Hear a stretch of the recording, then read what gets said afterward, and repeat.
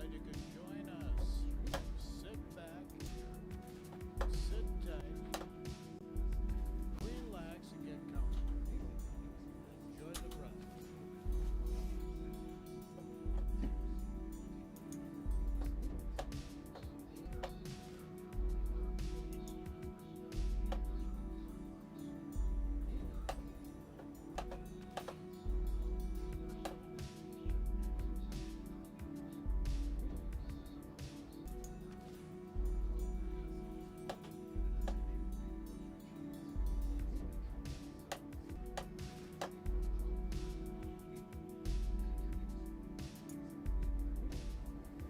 Michael J, aka Swifty, glad you could join us.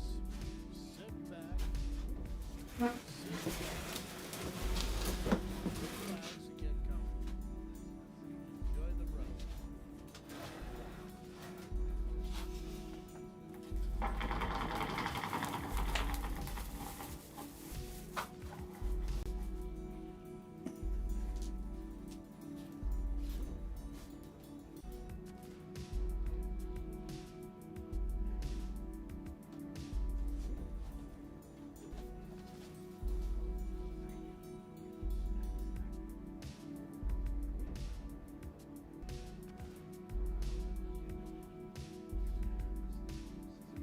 Michael J, aka Swifty, glad you could join us. Sit back, sit tight, relax and get comfortable. Enjoy the ride.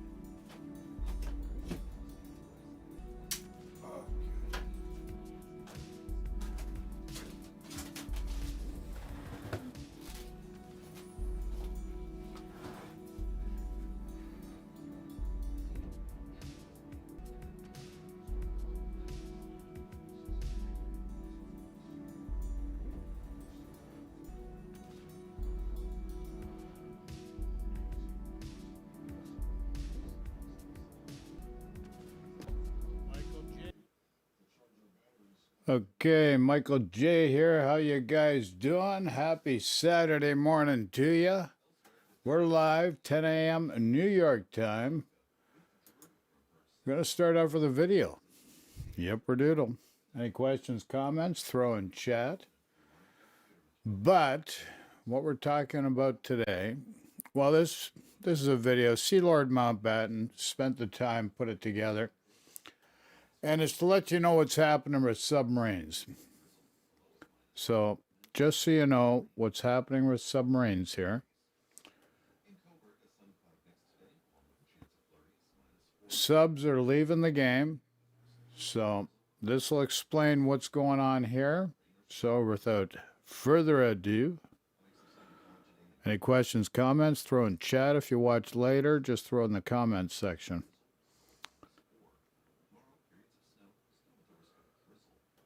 And remember, Bob's your uncle. Oh my. Bob everybody's uncle? Yes, he is. YouTube, Mountbatten here, and today some very good news. Submarines are being pulled from the game for the run of update 11.0 up until the beginning of update 11.2. So that's 2 whole patch cycles, 10 whole weeks with no subs in the game. Why? Because the devs are having one hell of a time trying to balance them.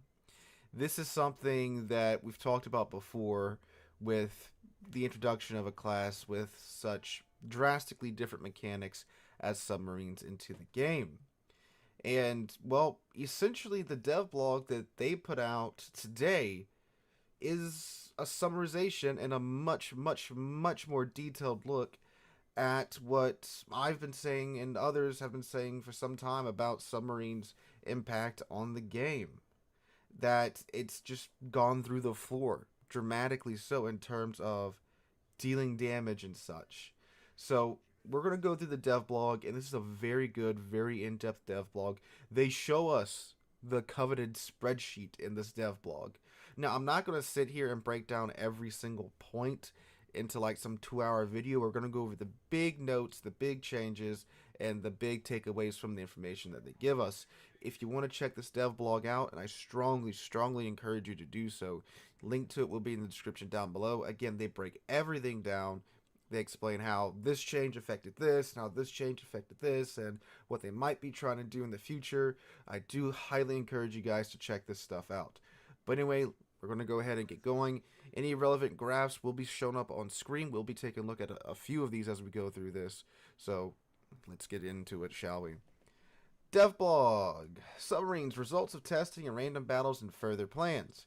We would like to share more information about submarine testing, to comment on their current status and results of changes in more detail, and to share some future plans with you. Brief summary. The changes made in 10.10 and 10.11, splitting subs torpedoes into two types and changing the torpedoes guidance, have improved gameplay and the interaction of the new class with surface ships. Even taking into account the lifetime of submarines, which is comparable to destroyers and cruisers, other indicators of subs' combat effectiveness are significantly inferior to other classes. Since 10.10, the average damage caused by submarines has decreased by about 25%. We will try to find other ways to increase the influence of submarines in combat, but we will not completely rule out the possibility of improving their torpedoes if other options will be ineffective. While in Update 10.9, submarines were close to destroyers in terms of spotting damage, now the new class is roughly comparable to cruisers in this regard. Submarines at Tier 10 currently have roughly the same popularity as aircraft carriers, but slightly less so at Tier 6 and Tier 8. We do not expect a significant change in popularity at Tier 10, but we can expect a small increase at lower tiers. Based on the results of the 11.0 public test, we realize that the planned changes do not lead to the desired result. Submarines remain insufficiently effective compared to other classes. We have decided to temporarily stop testing submarines on the main server in order to prepare additional changes. From version 11.0 until the beginning of 11.2, submarines will not be available on the main server. In 11.2, we plan to resume submarine testing with additional improvements to their mechanics. General testing progress. We understand that testing a new class on the main server may be inconvenient, and we would like to thank you for playing submarines, playing against them, and for your feedback. Unfortunately, only real battles on the main server provide so much data and opinions to bring the mechanics of submarines and their counters to the point where they can be introduced into the game on a regular basis. We are happy to see from your feedback and stats that the changes made in 10.10 and 11.0 have improved gameplay and interaction between the new class and surface ships. With both the changes already made and the upcoming changes to submarines and their associated mechanics, we want to achieve a gameplay that is balanced and interesting for both sides, in which the key objective of the new class is to attack the enemy from unexpected positions at unusual timing. We believe that it is most important to make the interaction between submarines and surface ships healthy, but at the same time that submarines are not too weak. Okay. So essentially what they're saying here is that submarines have become beyond ineffective, which is very true. Right now, if you go play submarines, it's very difficult to do very well in them. Now, beforehand, I'm not saying that they need to go back to that case, where they were just the hand of God, and if you weren't in a battleship, you were essentially dead. Battleships have had their 2.1 kilometer negation of homing since then, and they have been, and up until this day, the easiest class to dodge torpedoes in. If you're wearing a cruiser or destroyer, I'm sure most of us can remember that, how the torpedoes were like, again, ace combat missiles that were taking these insane turns to hit you, and unless you were literally running at full tilt, at full rudder, at the right time, you were going to eat these submarines' torpedoes. Destroyers were even worse. But now they changed the torpedoes to where it's much less, much less aggressive in terms of homing, and much easier for cruisers and destroyers to dodge these torpedoes now. And they also nerf the damage too. And that has caused their average damage to just absolutely plummet. And they're very... how do I put this? They're very boring to play now, because you spend so long trying to get, your torpedoes to hit one target. And when they hit that one target, you're doing maybe on a good day, when the target derps into the torpedoes, you're doing maybe 20,000 damage, but it takes you 5 minutes to do that, which is, shoot, at best case, that's about a quarter of the match.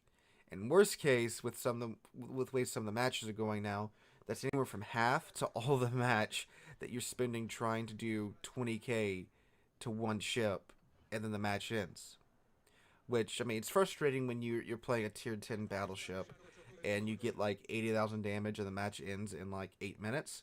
Imagine having to spend all the match just to do 20k, and you're doing just about everything that you can do to make that happen. So it's frustrating, really annoying to play submarines right now, and really boring.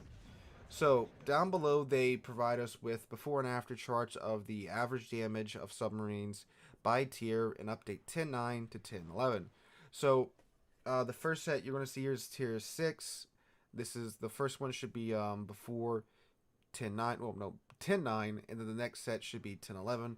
And submarines are in green, turquoise are DDs, cruisers are red, battleships are blue, and aircraft carriers are orange.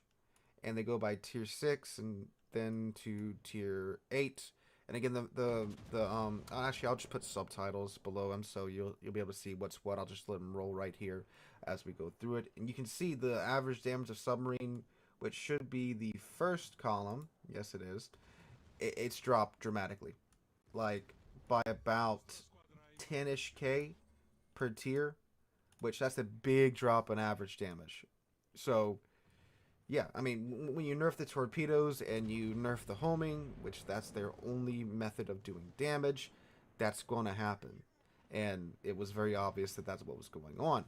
Now, you could sit here and argue that they should be like this because X, Y, Z, 1, 2, 3, whatever.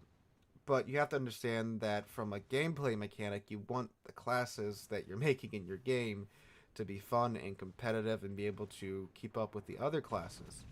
I'm just talking from a gameplay perspective. If they take them out in 11.0 and they never added them back in, I'll applaud that decision.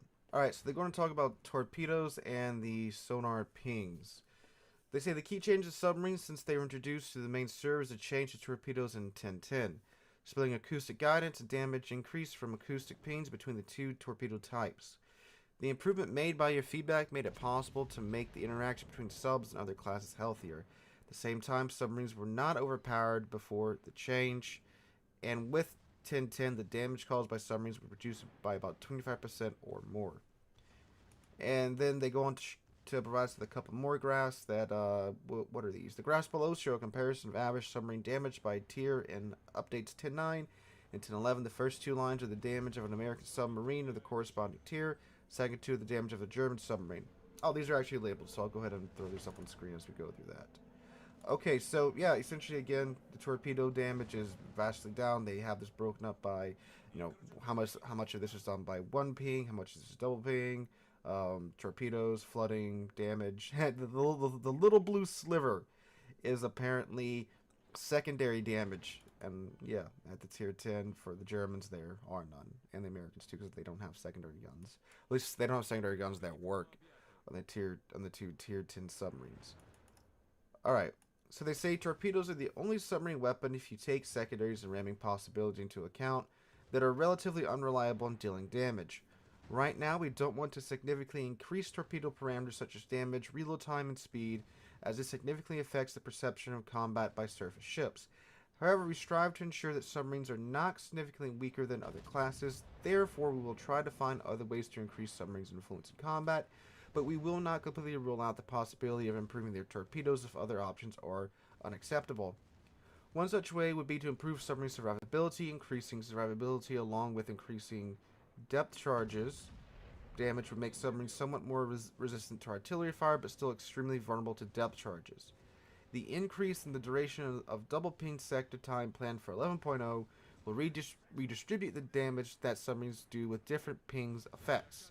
Currently, a significant amount of damage is done without sonar pings at all, by shotgunning the torpedoes.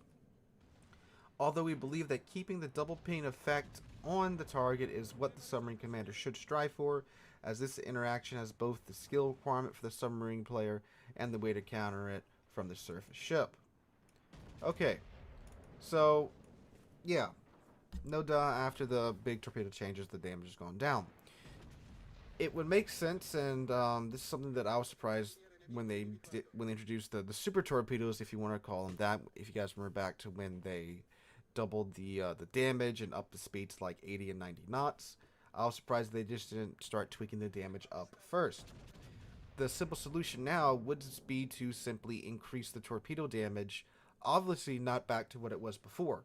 Before before update 10.9 or 10.10, when the torpedo changes were made, submarines, of course, were nuking ships left, right, and center. Now they've bonked them down, and now they're at the low end.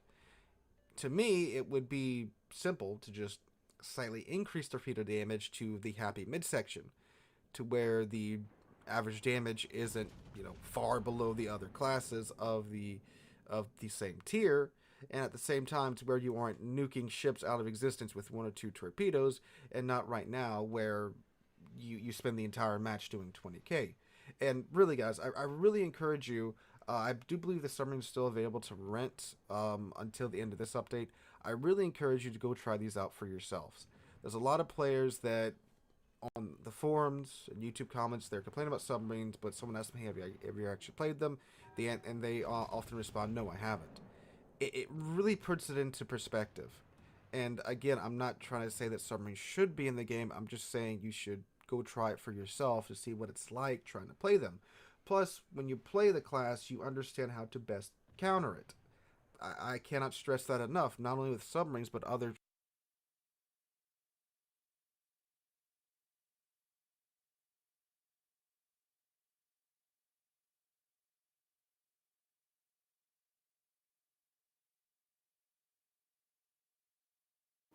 Hold on, hold on. I'm going to put my perspective out there. It helps if I unmute the microphone. But here's the way I've put it, and I put this to wargaming that way as well. I think submarines and CVs should go into their own separate category, just like co-op. Call it underwater and air or whatever, or co-op 2. Doesn't matter. They'll figure something out. They're marketing geniuses. They're they're there for the buck. They spend a lot of time trying to ram CVs and submarines down the player base throat. Even though there was pushback, they were adamant, you're going to like it. Well, guess what? People still don't like it. Some do. So they should put CVs, which are aircraft carriers, submarines, in a separate format. Call it Co-op 2 or air and underwater. Doesn't matter. Keep the hybrid ships like the Kearsarge and, the Dutch line in the regular random format. But move CVs and aircrafts into a Co-op 2. So real players can play with the submarines, play with the CVs, but their support cast will be bots, just like co-op, until they can refine the process in such a way and the player base is convinced or experiment with, a few special things where for a month or whatever till the next update, you can go into another format against real players separate from random clan battles and ranked. It's a very simple process. They've invested a lot of time in it. It's a shame that the investment's for naught because it still may be workable, but at least it gives another format within the game to keep players interested in the game. So that's my point. Think about it. Think about it, wargaming. Okay, moving back to the video. Surface ships too. If you're having problems with being killed by DDs or cruisers or battleships or whatever, go play them so you can see how they play, how they operate, and how you can best counter them. All right, that's what I suggest you guys do so you can understand what's going on here. Alright, another graph. The graph shows distribution of battles by average amount of damage dealt by tier 10 ships of Pacific class. Numbers at the bottom show damage and value in thousands. And oh my god, look how wonky submarines are. Talk about not corresponding to the curve. So the blue line is submarines, green are destroyers, red are cruisers, turquoise is battleships, and orange are aircraft carriers. So yeah, submarines are all out of whack here in terms of damage being dealt via what is this? Distribution of battles by average. Oh, so it's percentage of battles at the top and the average damage at the bottom. So, wow, if you look at that, 32% of submarine battles, 0 damage. Dang, that's a little wonky there. So yeah, just take your bell curve and screw it. Apparently, is what the submarines are saying. All right, detectable interaction with destroyers, depth charges, and airstrikes. We didn't plan for submarines to take away the title of top scout from destroyers and aircraft carriers, and by changing the scouting mechanics in 1010, we significantly reduced the damage done to targets detected by submarines. Whereas in Tier 9, they were close to destroyers in this respect, the new class is now roughly comparable to cruisers in terms of spotting damage. I would think that would be ideal. I mean, submarines, they didn't really communicate, especially during World War II, didn't really communicate with the fleet much at all. So it makes sense that they should be the class going out there spotting. They should be, in my mind, kind of like assassins. You know, they either contest the caps or fight over the key cap areas, or they get around, sneak around behind, and their main goal is to sink 1 or 2 ships that are unsuspected and not really paying attention, which they're kind of okay for that now, but the issue is they don't really have time to get around behind the enemy lines and go after, you know, maybe that 1 or 2 battleship or cruisers that are either like island hugging and HE spamming, or the 1 or 2 battleships that are sniping out in the back. They simply don't have time for that now, either because the match ends too soon, or they aren't quick enough to get there and do that. Because again, when you do get there, with the way the torpedoes are now, good luck trying to sink a whole battleship with the current submarines, unless they're just completely brain dead and sitting completely still. All right, so speaking of depth charges and killing submarines, one frequently mentioned. Hold on, I take offense to that brain dead thing. Listen, buddy. Battleships are meant to play a certain role in the game. And then later in the game, they may resort to different tactics. But, you know, understand the role of battleships, and the only one that's brain dead, without saying anything bad here, is no one. That's just the reality of how a battleship may be played. So, understand the different classes. To think a battleship's got to zoom in like a cruiser and like a destroyer is a misnomer. So, there's different ways of playing the game, but the most important way of playing the game is watching the mini-map, watching where your team's going. Unfortunately, there's no comms, which might be a good thing because you got 12 different people with 12 different views of how to play the game. So we're going to go back to the video here. Attacking submarine destroyers. Yes, indeed, this class of depth charges are not the best way to destroy an enemy submarine right now. We want it to be a complementary rather than a key target in combat for the destroyers, and their actions to be focused on fighting for key areas. In early stages of testing, one of the most popular concerns for both us and players was the excessive increase in the load on the destroyers. The introduction of depth charges and airstrikes allowed us to redistribute this workload among the different classes. Although depth charges and airstrikes is currently risk-free, the settings of the individual bombs did not allow for reliable damage to submarines. The changes scheduled for the recent update 11.0 are aimed at changing the effectiveness of this airstrike. I won't talk about this too much. We did a whole video on this talking about how they're changing the depth charges, the depth charge airstrike. Basically, they're changing to where it's easier for, in 1v1, if you lead the submarine correctly, for you to do damage to the submarine. I believe they're changing the drop pattern, because before, when you would lead the airstrike correctly, the depth charges would fall alongside the submarine in 2 lines, which means the submarine, all they would have to do is dive and wouldn't even have to maneuver, and they'd be okay.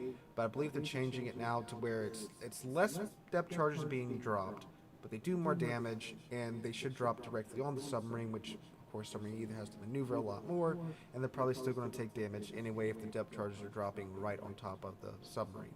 But again, well, I was going to say we'll see how that works in 11.0, but we're going to have to wait until 11.2 now to see how that works.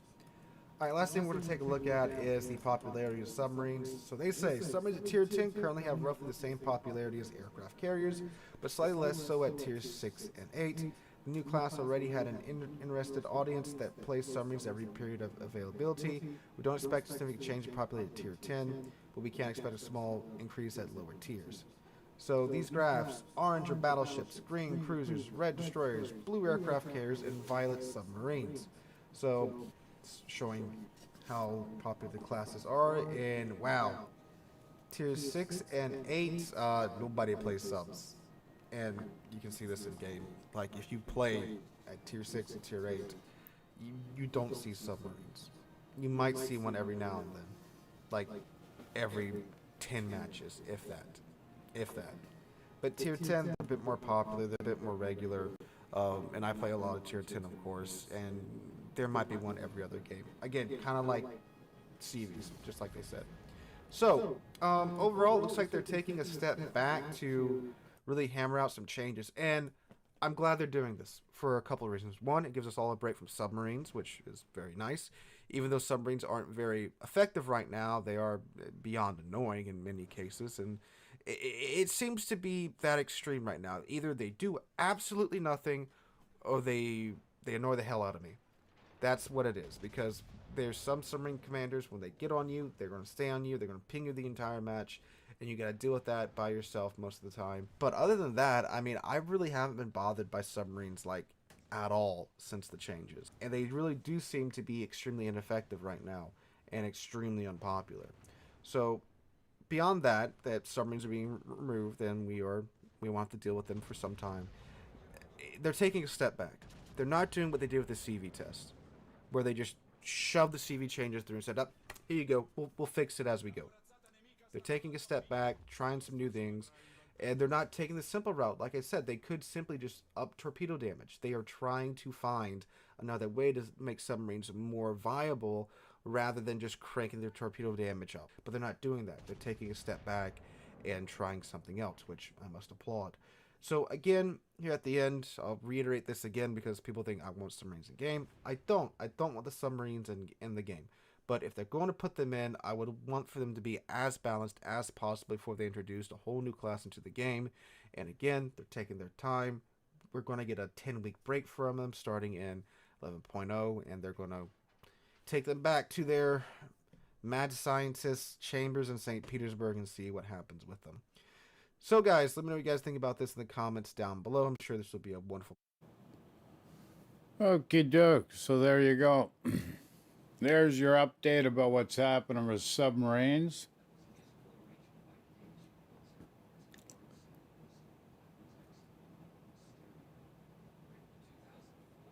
So, obviously, Wargaming's big experiment has turned out to be a big flop. And it doesn't have to be, because they could look at doing this in different ways. So, submarines are being removed for now. So the real question is, should submarines and CVs, because both are very contentious things, and there's an easy solution to it, as I stated. But the real question is, should submarines and CVs be separated into a co-op 2 so that they can continue experimenting with both classes? Hey, they might never work just based on certain things till the technology and engineering gets up to a different standard. You know, there's many factors at play here.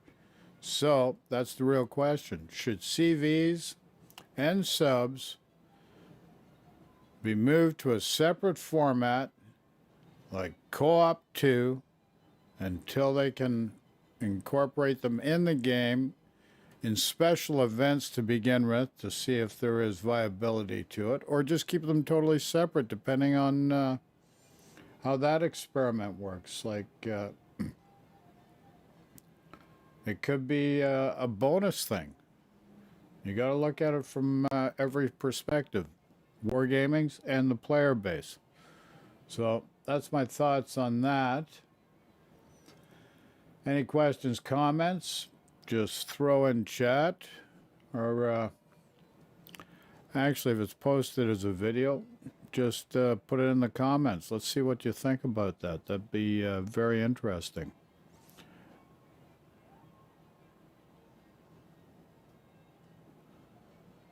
Okay, so what are we going to do next? Well,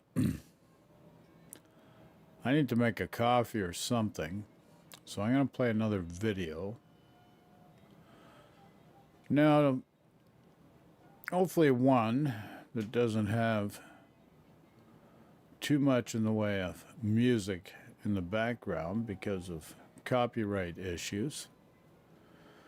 Because if they're reproduced, it can be dangerous. Okay.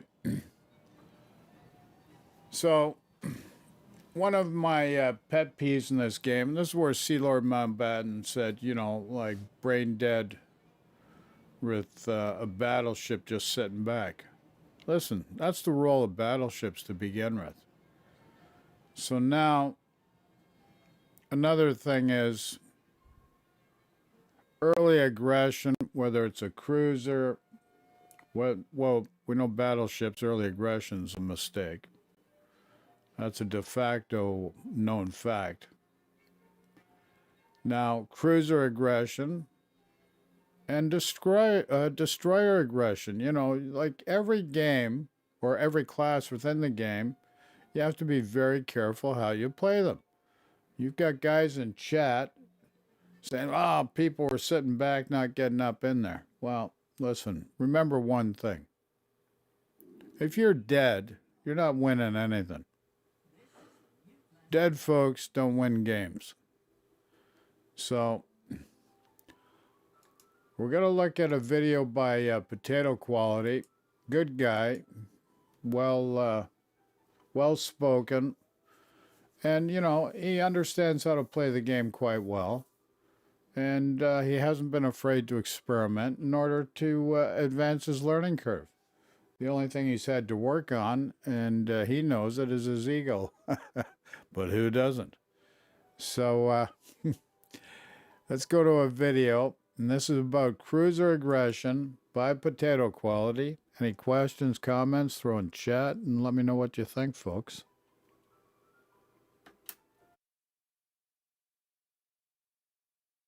If you're getting a little bored with some of the passive games, you can try playing some of the squishiest cruisers in the game and just full charging in with them and seeing what happens. You do need the right matchmaker though, and in this one we get it. Only one battleship. It allows us to push in without really fearing a crossfire. We catch a Marceau out. Unfortunately, our destroyers just don't keep them spotted. We would have had a kill there, but that's okay. We can continue to push in, and we're trying to learn where the battleship is. Really, it comes down to learning the map and where the enemy team is if you want to play aggressive. Montana, well, he's shooting HE. You should note of that. We'll definitely make use of that information later, and that he's going to B. So we're totally fine to just chill here and hopefully wait for this Marceau to pop up again. We're hoping that our DDs are going to push in, and they are, which is really nice, and the Marceau stays a little bit too long. I wonder if he was trying to torp me, given that he was looking right at us and not shooting his guns, right? It's probably something you want to look out for. And in fact, he was torping us, but I don't actually end up beating them. We'll move on, though, on to a little later when we find a Petro pushing, and that can be a scary ship to fight. But if you get on the side of a Petro, definitely make use of AP. Even with little guns like this, you're going to do a ton of damage with armor piercing. This is one of the best ways to deal with a Petro. It's so tanky bow on from AP, and of course HE with its tiny superstructure, you really do need to flank it. So allowing a Petro to push in a little bit and then get into a crossfire is a really solid way to deal with it. And realistically, this game is pretty close to wrapped up as soon as this Petro dies. We've got the DD advantage, and we've now killed one of their radar cruisers. This game actually was a ranked game, as you can see. I don't play ranked all that often, and I actually wasn't intending to play ranked. I was pretty upset at myself for actually clicking the ranked battle mode. So that's one of the reasons I played so ridiculously aggressive in this one, because I just wanted to get it over with and just play randoms again. And now this Montana. From earlier, we knew he was shooting HE, and I, throughout the match, was keeping an eye on what he was shooting. It seemed like only HE. So learning these things, testing out whether or not your guesses are correct, it can really help you do a little bit more damage. So for example, with a Colbert, the two turrets kind of up towards the superstructure and then behind where you're shooting at, the farthest away turrets essentially, they usually can't fire unless you're giving flat broadside at longer ranges. And that's what we're doing. So this is the maximum TPM, and it's pretty insane. And since it's HE, we're not really all that scared. And I think this Montana kind of psyched himself out and actually shot in front of us as we just stayed stationary, reverse a little bit. And we're going to get a ton of damage on this Monty. I think we end up around 60, 70k into the Montana with just the HE.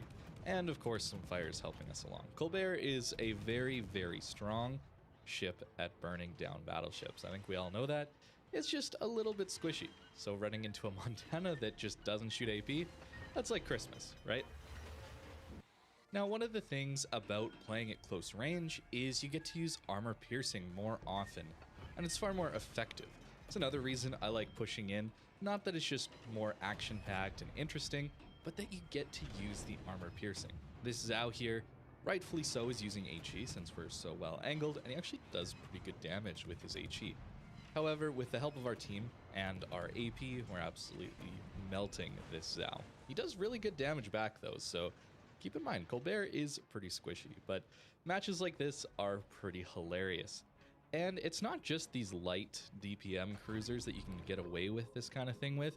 Even a relatively big ship like Hindenburg that has not great concealment, like 12-6-kilometer concealment, well, if the enemy team decides to leave the entire middle of the map open, you can make a push work and act almost like a radar ship, except with your hydro. This, of course, gets that German 6-kilometer hydro, which is pretty nice, and we actually catch the Shimakaze here with it. It's one of the reasons you probably don't want to give up the middle of the map if you're playing a battleship or even a cruiser. You want to contest risky plays like this. This isn't going to happen most matches. However, this one, it just so happened that the entire enemy team just split and left the whole middle of the map open. So we get to catch out a Shimakaze. This is another opportunity that you get only by playing a little bit riskier, pushing in. As you can see, we are giving flat broadside to the Thunderer and the Vermont over on the other side of the map. However, we do know that there are some islands in the way. That's really crucial here, is playing around islands, playing with concealment, and popping up where people don't necessarily expect. Of course, the Shimakaze does get around the island, and unfortunately, really not many other people can shoot at the Shima. So I decided to play really aggressive again, pushing onto the enemy's side of the map already, just to finish off this Shima. And honestly, I should have turned out to the left here instead of the right. I think I probably could have gotten away with it, even though there's a Yamato there. It would have just been a little bit safer. This way, I don't really know if Hindenburg's turning circle is good enough to actually turn before this island. I don't play these ships all the time. This is kind of the one Hindenburg game I played in the last like 2 or 3 months or so. So not really sure about sitting flat broadside to a Schlieffen at 10 kilometers. That's maybe not the best position to be in.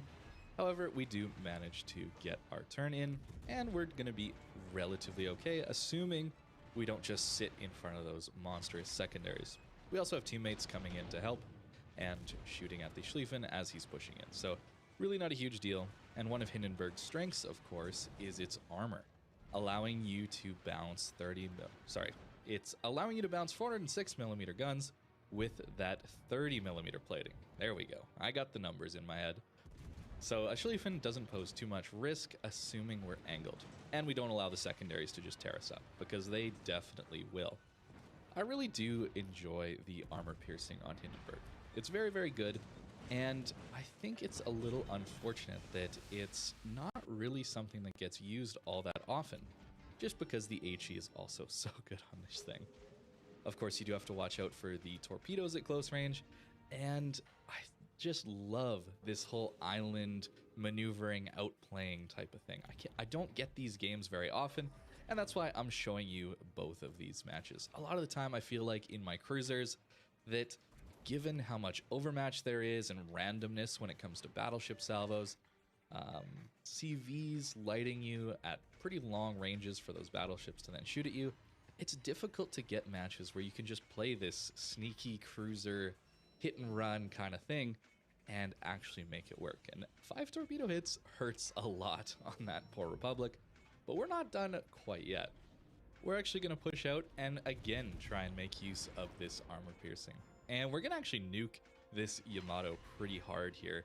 Not the first salvo because we missed our rear turrets, but I just love this getting on people's flanks and pushing in. A lot of these plays are pretty dumb most of the time. That was like 10k salvo. That's kind of nuts, especially given the fast reload on the Hindenburg. I love this AP. It makes me so sad that we didn't get a few armor-piercing buffs on this ship back in the day, instead of the HE pen buffs, allowing it to pen 50 millimeters of armor.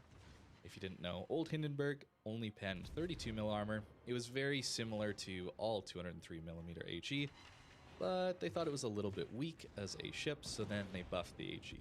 I was hoping for more AP buffs, but that's not the way they went. I just love using Hindenburg AP, sorry, not the HE, since it's so powerful. It just is really, really nice to use and gives you that feeling of battleship. Yeah, Hindenburg's a good again. ship. No doubt about it. Are pretty dumb though. I don't think they're gonna work most of the time, but every once in a while, making plays like this can be really entertaining and a lot of fun. And actually rewarded us with quite a bit of damage. You can see we're already up to 180k damage, which is a really solid Hindenburg game. So thank you guys for watching. I hope you enjoyed these couple of dumb, aggressive cruise. Okay, so there you go. Thanks for watching Potato Quality. Holy potatoes. Oh, you know what I forgot to do? What I wanted to do was look at the comments from Mountbatten's submarine video. So, one of the interesting things about the subs was, why does subs need homing torps? They should have the same torps as every other ship. No doubt about it. You see some of those friggin' torps friggin' curving and stuff like that. It's unbelievable. Mind you, they did tame that down, but nonetheless.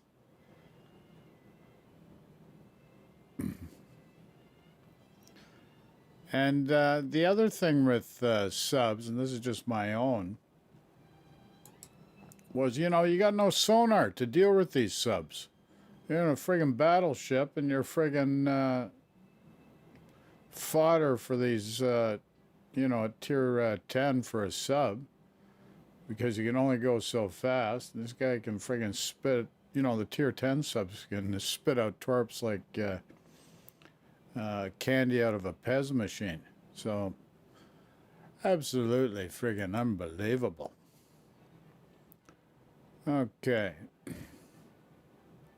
So where are we going to go next? Where are we going to go next? Well, I think what we have to get into, and this is very important, you've got the dockyard, and you know, they're trying to throw this friggin'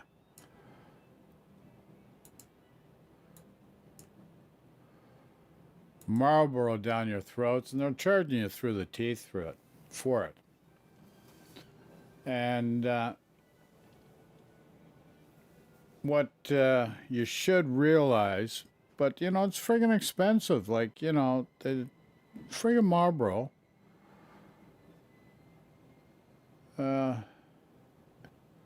And they've done this with the dockyard. The Heisen was what I consider a piece of crap. Marlboro is a piece of crap for what you're paying for it. It's just not friggin' value given for what you're paying. And bottom line. But the one thing, and this is where in this dockyard at this point in time, the one thing that stands out is the Repulse. And Flamu's going to present his version or opinion on this ship. And he's a guy that knows the mechanics of the game probably better than most people, and understanding because of that. A lot of time playing as well. So we're going to move to Flamu, and what we're going to do is discuss the HMS Repulse, and that being the hidden gem out of the dockyard, because I found recently, like the Heisen, waste of space. Marlboro, in this present iteration of the dockyard, a waste of space. But in the progression of the Marlboro, you get a chance at the Repulse, which the most prudent move would be work up towards that at least, or wait till it becomes available in other ways. So we're going to move to Flamu now. Let us know in the chat what you think, folks.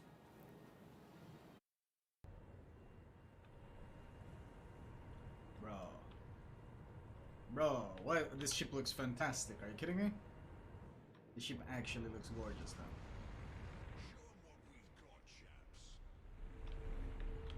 Guys, how fast is this thing? 33.3 knots. Holy shit. Speedy Gonzalez.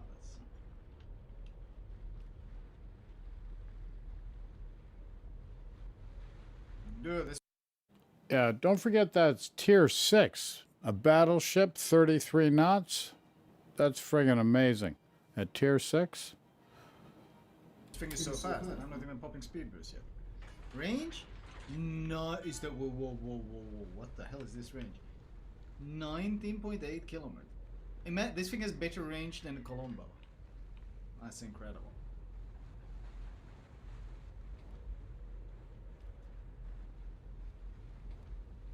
Yeah, let's see. Let's see if it's anything like Warspite guns where you have to lead a lot.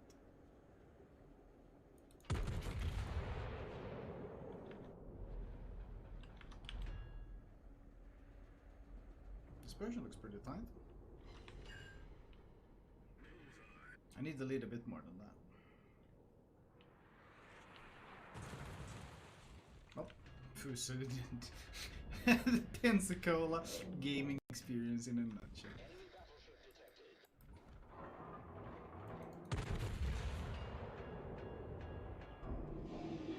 That's not enough lead.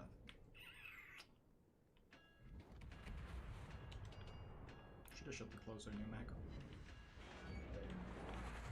Ooh, nitpick. I actually have better firing angle. I should have looked at the armor, actually. What is unique about the Repulse? Well, the speed. Wow. Being this fast at this tier is incredible. Ooh. I'm using the cinematic sounds. They're pretty spicy, actually.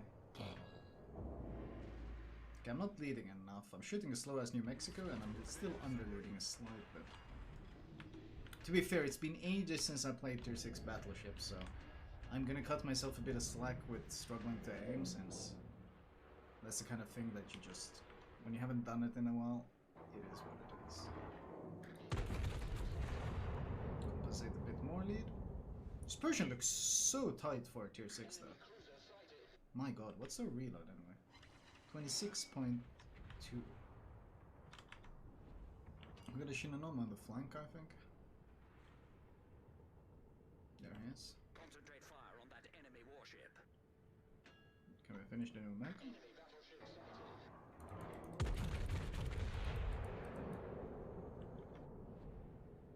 Concentrate fire on that enemy warship. Okay. consistent guns for sure. Okay, I'm gonna pop speed boost and go north. There's a lot of pushing happening north. I'm gonna reposition there. Engine boost Oh, I grounded?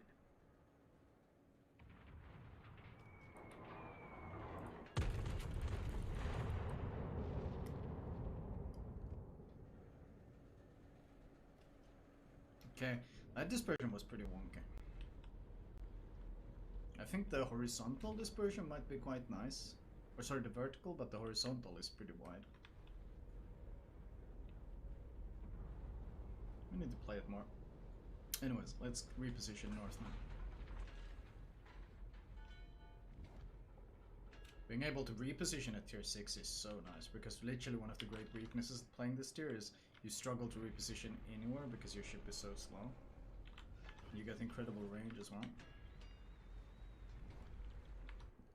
What do we have here?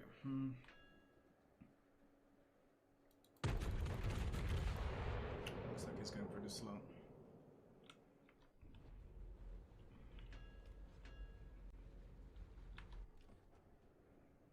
No, he accelerated. Not enough lead. 32. We're gonna go straight. See how fast we can go. 33.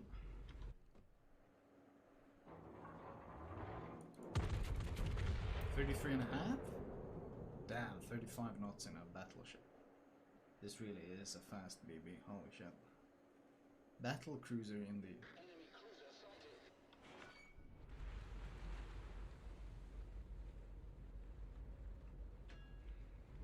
What is our base conceal? 12.6. Jesus. Armor must be the only big real downside of this line then.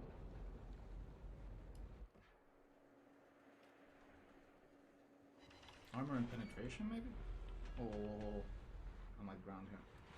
This thing is so fast. Not actually ground, let's slow down a bit. Shit. It's big. Well, the rudder shift is not good. This was a real CC program player moment right here. But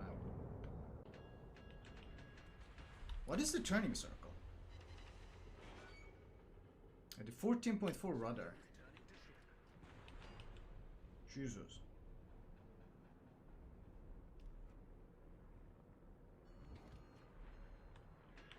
But that's not the ship's fault, that's just me literally playing the first game in it that way. I can't blame the ship for me struggling to control it. Where the hell did those shells go? Oh, it's reversing? Ah, okay.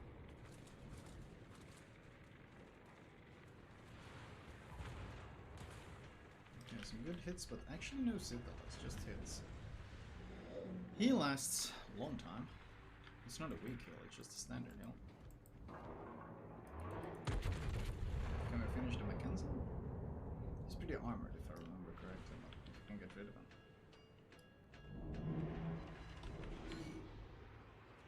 Let's angle a bit more. I'm giving too much broadside. My firing angles are actually really good. There's no reason to give this much broadside. This is not playing it optimally at all. Is he finishing the Mackenzie? Oh no, he's dropping the queen this way. Okay, let's finish the Mackenzie. Get rid of it. Very consistent for finishing. Adrian, thank you for the 18, and Nick 90 Kickslar, thank you for the 3. Engine boost deactivated. Okay. We're getting used to the ship, we're learning process. Man, the dispersion is nice though. And these are what? Aren't these like... These are 380s, so I'm overmatching. Aren't they 380s? Shit, I'm training too much, I think. It's worse by guns, so it's a lot of overmatch. Let's get rid of the QE first. Ranger?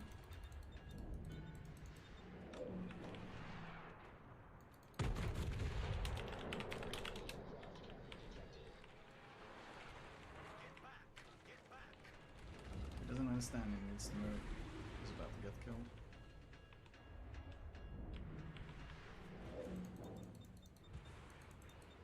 just sitting there. Oh, Serov is spotted. Oh, I'd like to smash Serov. I don't think I can afford to right now. Well, Trento is giving a lot of broadside. Let's see if we can punish that kind of broadside. We're gonna turn our ship around now, I think. I don't want to get boxed in the corner. He turned in. Smart. Ranger understood to move, that's good.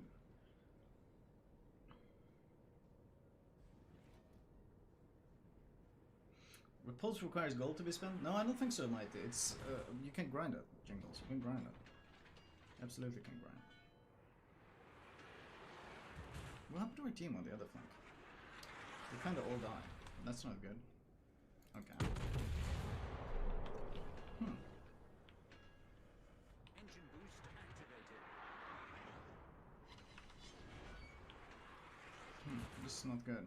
I'd like to finish these guys, but Dunkirk is about to have our broadside. And Dunkirk, while the guns aren't big, they're what, 330s? Actually have a lot of overmatch. Or not overmatch, sorry, penetration. I'm speaking out of my ass.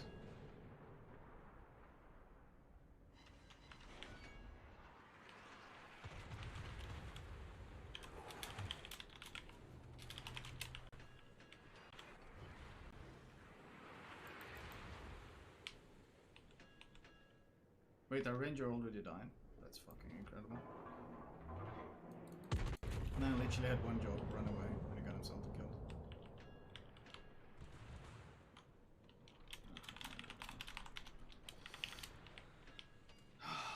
Such.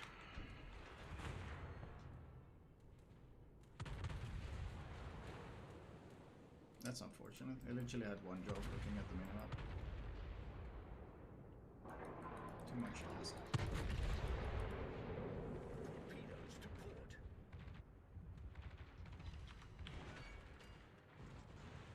Oh fuck, border is about to come on. This is not good. And this guy's about to die as well. I can't keep kiting this way, we ran out of space. Man, this team really collapsed. This team really fucking collapsed, that's unfortunate. Yeah, this sucks. I don't understand what this team even did. We had such a good advantage.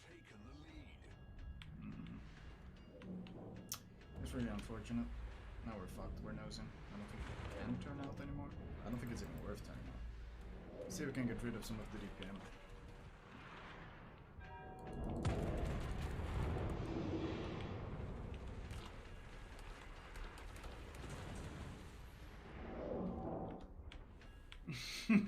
High and dry. Unfortunate thing. It's really unfortunate. Can we smash the setup? I think he's snoozing.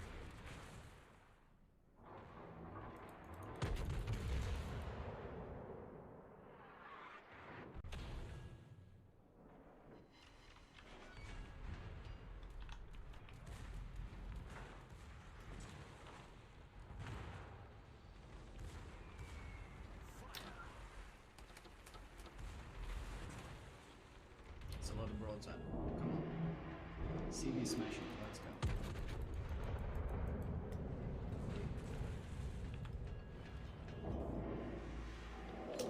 Yikes.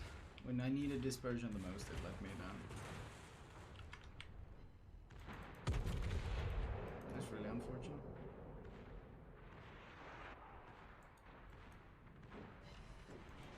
Problem solved, sir.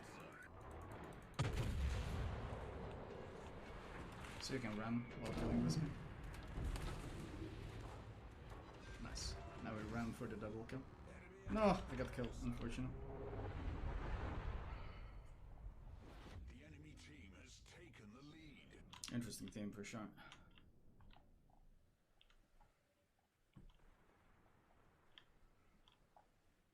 This is pretty sad. I don't know what my team did. Our ranger also just sitting still and getting himself killed was pretty tragic.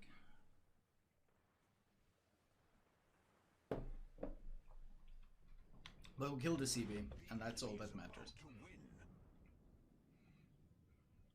Repulse looks pretty nice though.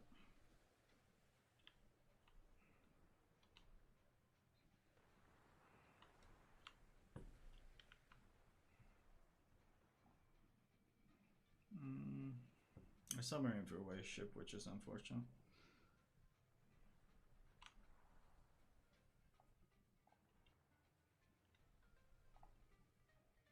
I'm gonna check the armor out. Could have gotten a double strike there if I started accelerating faster. I just didn't realize the Dunkirk was dumb enough to go for the ram. I should have recognized that earlier. Then I could have gotten the Dunkirk as well. But I really didn't think he'd be dumb enough to go for the ram for no reason.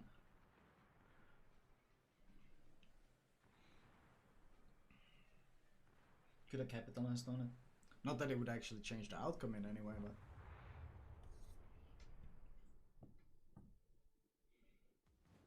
It's a good ship, but yeah, who's gonna play tier 6 more than that?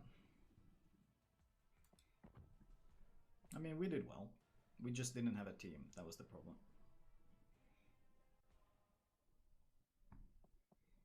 There was no team on this server. Which is unfortunate. 1.9 million potential in tier 6 isn't bad.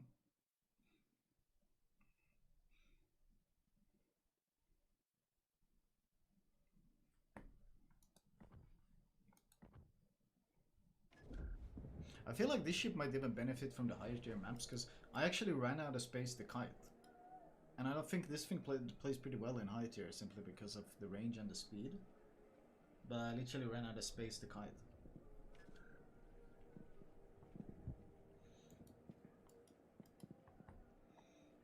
.16mm nose. Yeah, that's very much cruiser nose.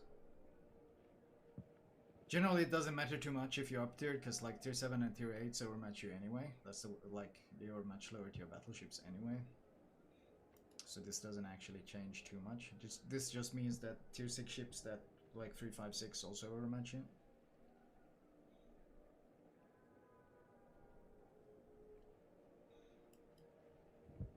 But I mean, there's already a bunch of ships that overmatch each other at tier 6, like, well, the Warspites and the Queen Elizabeths and the Bayerns. Basically, anyone with 380s already overmatches 26, so this isn't really that big.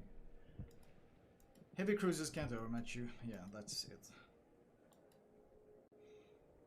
What can be dangerous is even Scharnhorst overmatches this, though. Citadel is... it's not that vulnerable, actually. It's not that vulnerable, honestly. Overmatch threat is there, but besides that...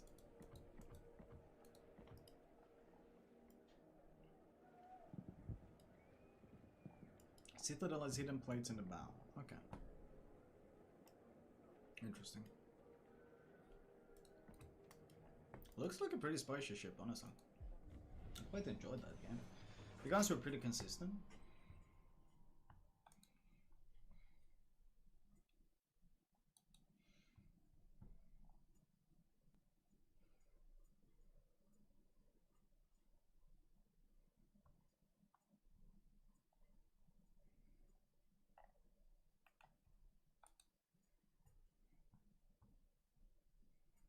It's 288 for 16. Really? Interesting.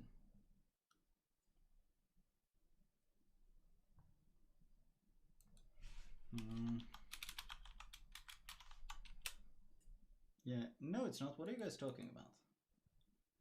Yeah, no, you guys are completely wrong. What? You guys are completely wrong. I'm right, you guys are wrong. Because 16mm plating is what Minotaur and Smolensk has, and it can be overmatched by the likes of Henry, and Henry has 240mm guns. You don't need 288 to overmatch. That's no. Jingles and Granger, that's a hard no.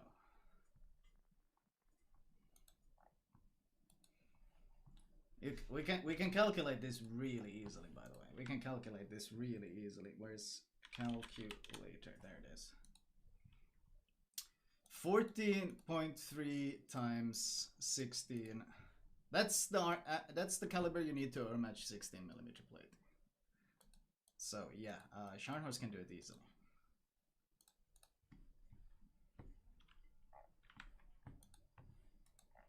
What? I was wrong? Impossible. That's never happened before. How How dare you be wrong on the internet of all places? The bastion of facts and flawless information. I am disappointed.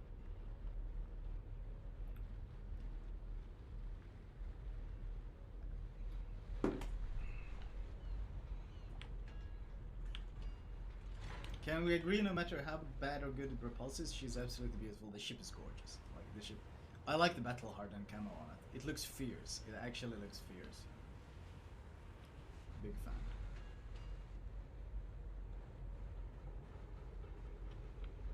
What's with all the setup spam? Ugh. CVs really are some sort of spawn of Satan in this game.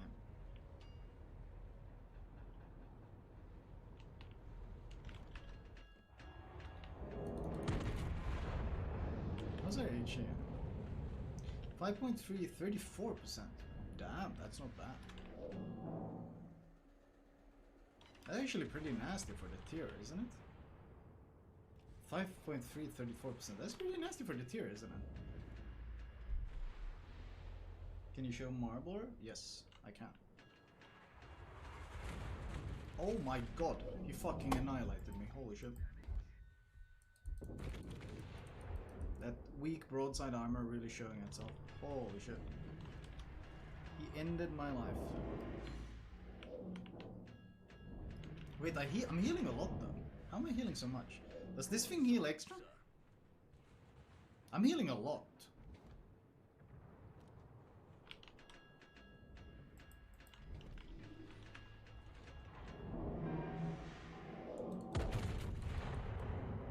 See if we can get some revenge on this guy.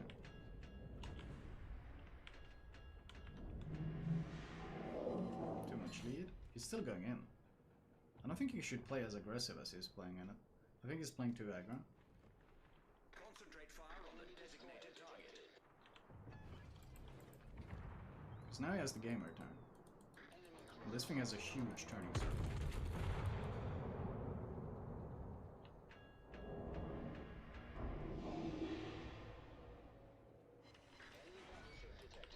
Yeah, no, he's playing too aggro. He got lucky not getting set by anyone, but he's playing too aggro.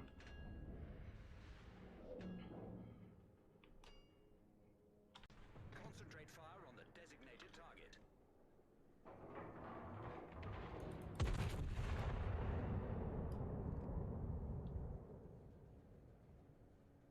Enemy cruiser detected. Enemy battleship sighted. Engine boost activated. Yeah, I took some serious vengeance on this guy.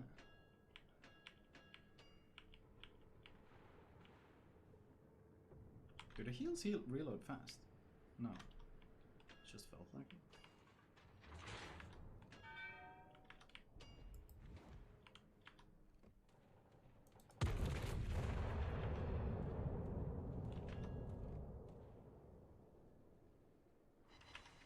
Oof. These guns are pretty filthy. Not gonna lie, these guns are pretty filthy.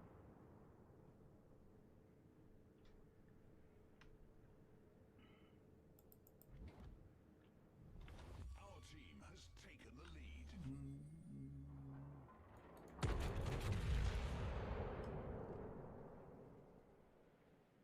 Man, I like the dispersion. Look at that. Jesus.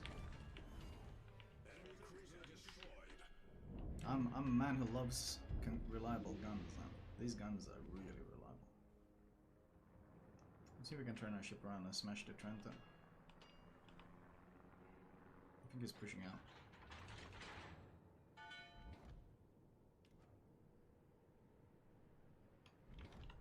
No, he reversed. Mackensen, is he pushing? Devonshire. Hello. Get back. Okay, Devonshire is donating a ship to the enemy. Not sure why. Mackensen has a citadel in it. Mackensen is pretty fast as well. Oh no, he's gonna die before my volley lands. Oh no. Oh, Trento did push out. Fuck, I'm full broadside to the Dunkirk. Oh, shooting HE. That's nice. Repulse is pretty far away.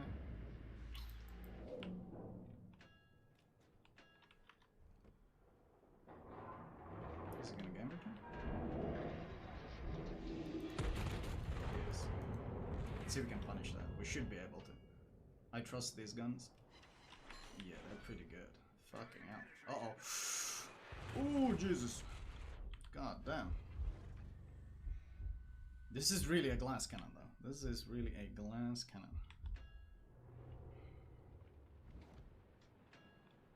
But if I damage gun here, I go dark, don't I?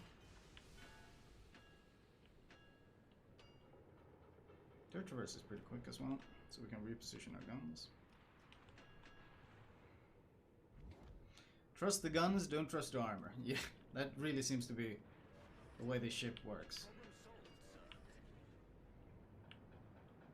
Mackensen is hella fast though. Trying to create some distance to him, but he is hella fast. This guy should be crossfired from our team in the south. Should. He's gonna turn to use all his guns? No. Okay, I want to try the HE then. Because this HE should be quite filthy, right? We're talking 34% fire chance at this tier. That seems pretty filthy if you ask me. Because they have very little fire resistance at this tier. Yeah, that's what I thought. That's exactly what I thought. Because at tier 10, people have a lot of fire resistance. At tier 6, people don't have a lot of fire resistance. Which means 34% fire chance is actually really fucking high for that tier.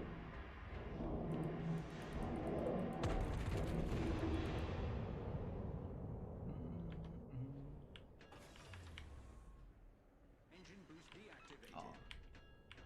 He's got fast damage gun. If a game returns, I should be loading AP here.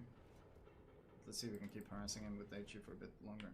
There's a guy out of here which is a bit annoying.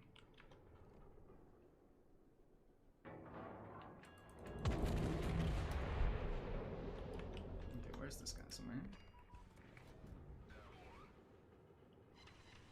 Fuck, no more fires.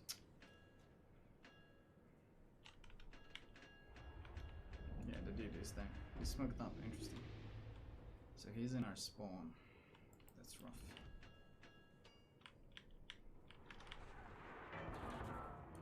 I think he's good enough broadside for the AP to pen his sit. I think. No sit, just pens.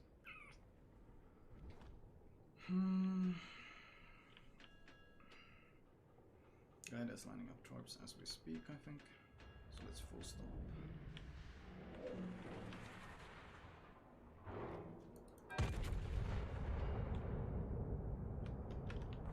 Mackensen armor isn't exactly special either. Next volley should kill him. Slow down so guy the torps whiff.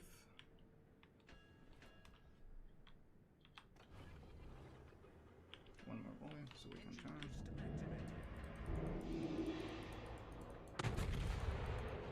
This guy can sit me easily though. I'm worried about giving too much broadside. There we go. Okay, good.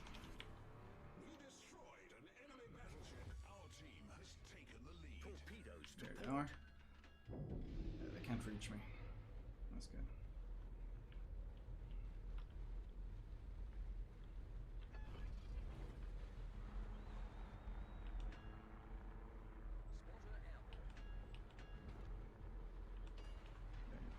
Concentrate fire on that enemy warship.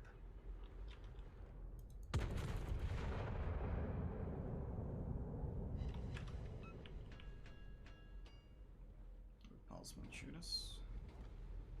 I would shoot me. Yeah, he's shooting me. Okay, we need to hard left. Why am I so alone? Because my team is sailing around in their spawn. That's sketchy as hell. Okay, we juke the repulse volley, that's good.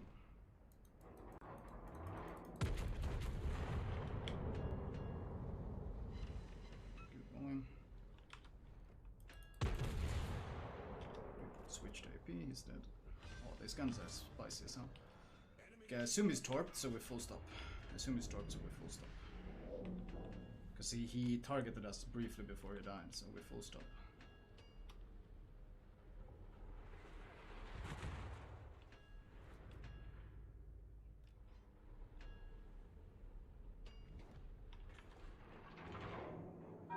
This thing is hella fast as well.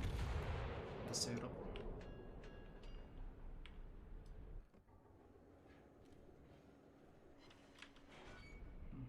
Dirt hit. The full juke.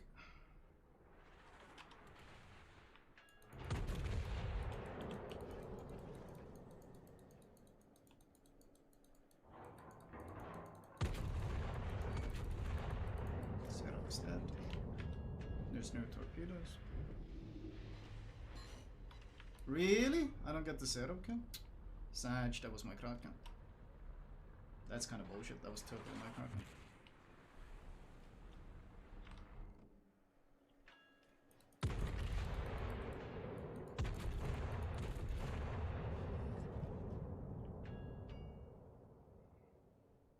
Oh, Kraken? Come on. No, that Kraken! Wow, this game really doesn't want to give me the Kraken, does it? Holy shit.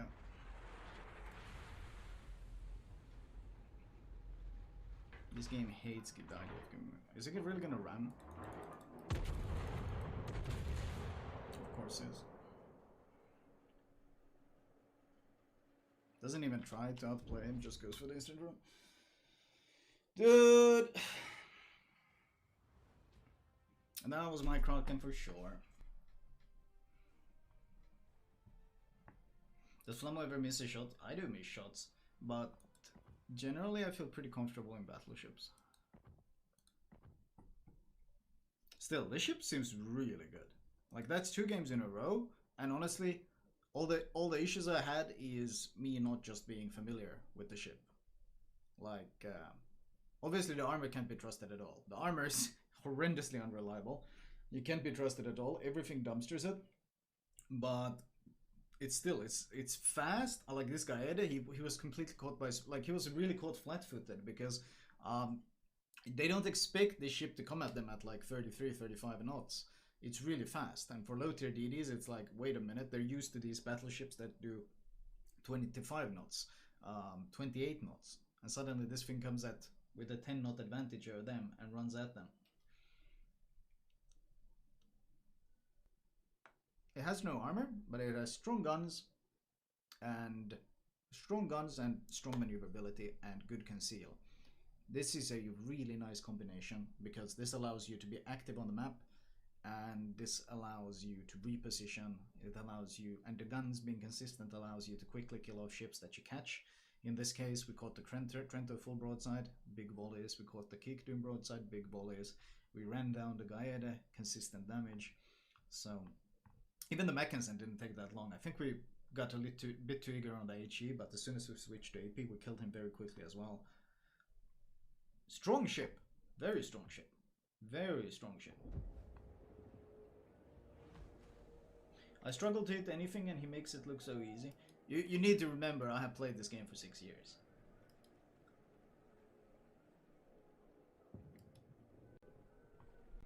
You gotta remember that. Perhaps not the first person you should compare yourself to. Like, I play this game far too much, far too much.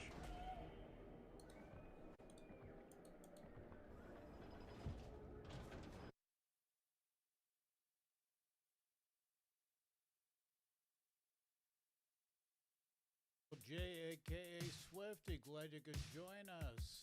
Sit back, sit tight, relax, and get comfortable. Enjoy the ride.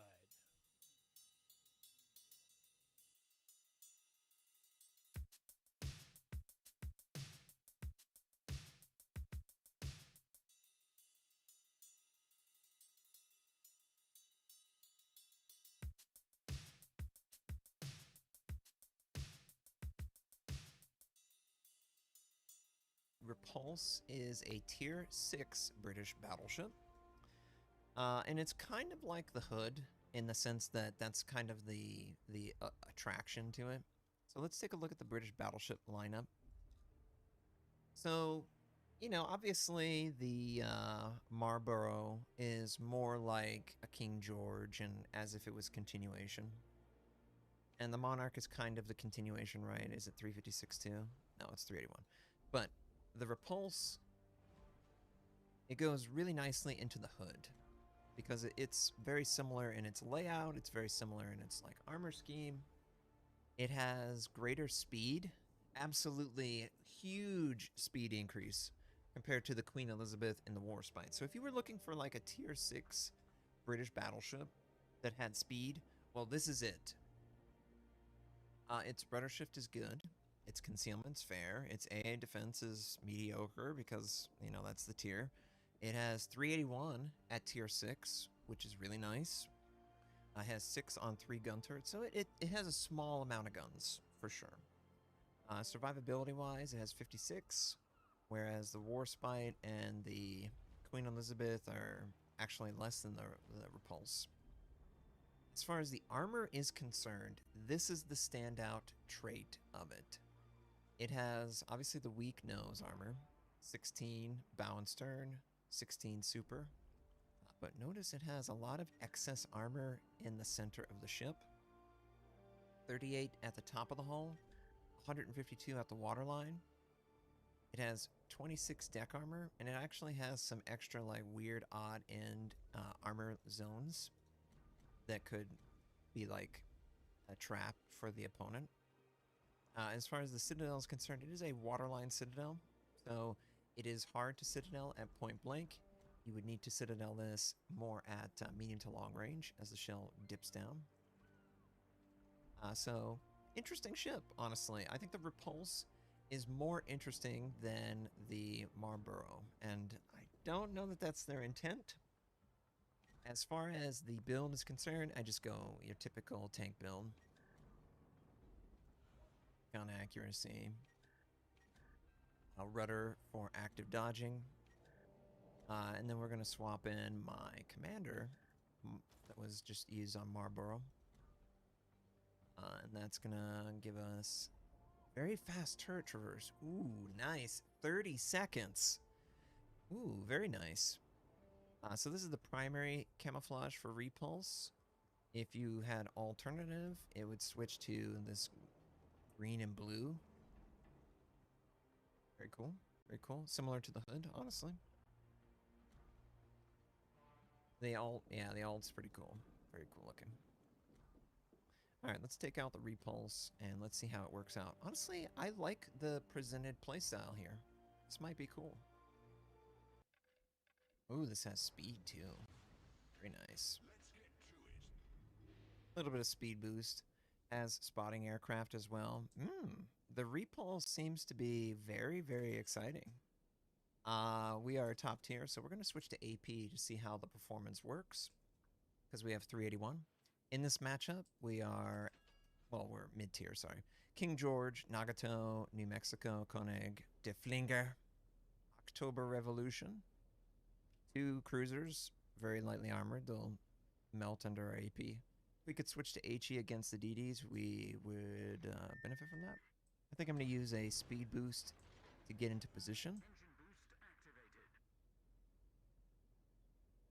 Yeah, Marlborough isn't an impressive ship to me. The heal factor, heal's good. I think the Queen Elizabeth and Warspite heal better, but honestly, this has more armor where it counts, and it has speed, which will help both in avoiding damage and obviously mitigating. Range is reasonable for anti-sub. Tier 6 hood? Yeah, I think it's a tier 6 hood. It looks like a tier 6 hood to me. Looks great.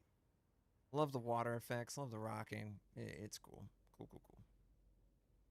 So we're just going to go into this corner and hopefully we can get good backup.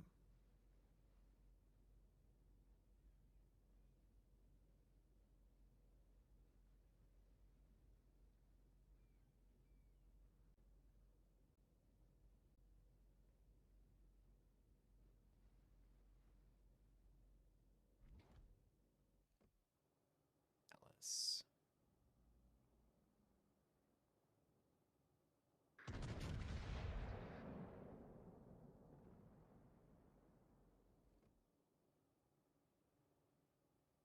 Shells might land in a good spot. Okay, we did 2,000. I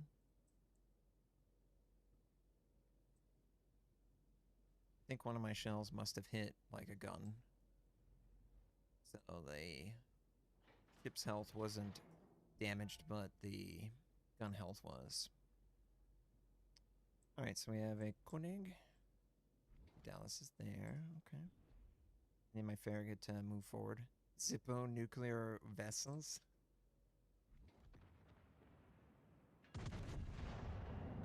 Drop the speed. Drop the speed and turn in. Okay, okay.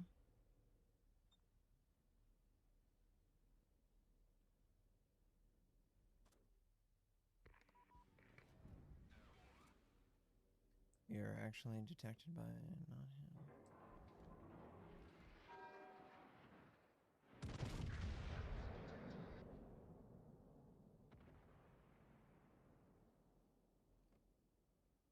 Looks like he's trying to slow down.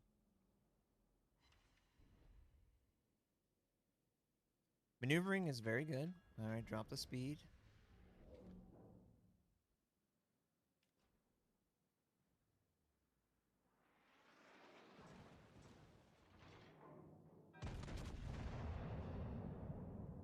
My damage per minute is definitely not as impressive because of the lack of 2 extra guns. So having 6 guns is definitely something you have to work with.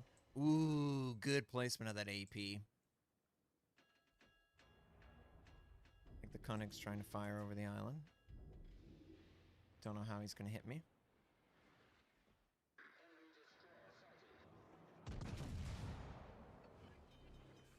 Okay, we're gonna... Looks like he's accepting his fate and he's firing.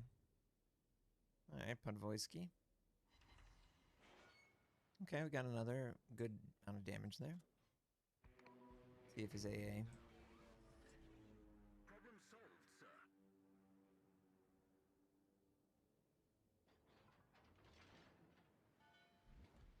The turret traverse is really nice.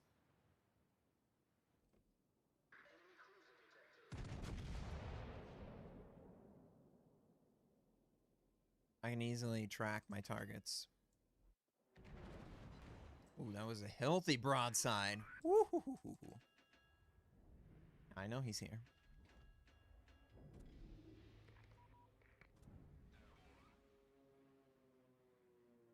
The Podvoisky is kind of like playing chicken, I think.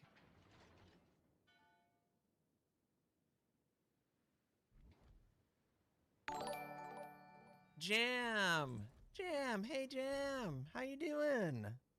Jam, thank you for raiding. I hope everyone enjoyed Jam's stream. We're just playing some of these unreleased British battleships and enjoying our time. Definitely enjoying this one more than I was the Marlborough. Yeah, hey, Jam. I hope you're doing great.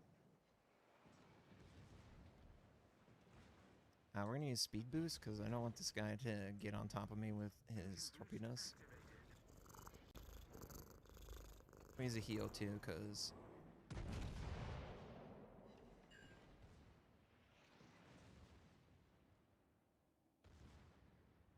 Now, he wants to torp me and he's playing a weird torp ship. He has to be like point blank. Nice.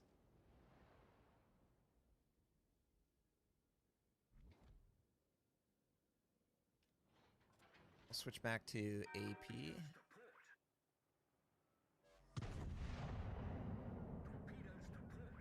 We should be good. I don't think he has... Yeah, he doesn't have the range. Should be good. Stud brick. Wow, what is my team doing? Look at my team. Playing weird. Repulse, though, is legit. This is a great ship. Already, I really enjoy it. Great speed. Alright, let's head over. Good turret traverse. You know, you can always be nimble.